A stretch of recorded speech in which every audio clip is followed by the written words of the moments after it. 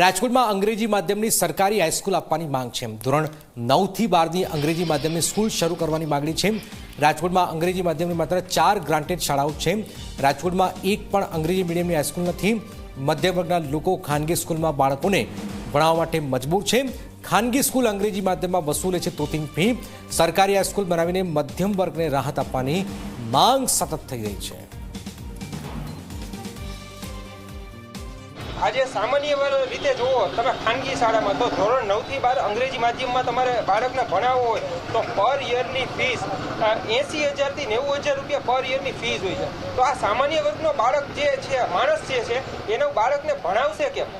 આ બાબતે અમે રાજકોટના જિલ્લા શિક્ષણાધિકારી કચેરીમાં ઘણી બધી રજૂઆત કરેલી છે, ઘણી બધી લેખિતમાં અરજી આપેલી છે।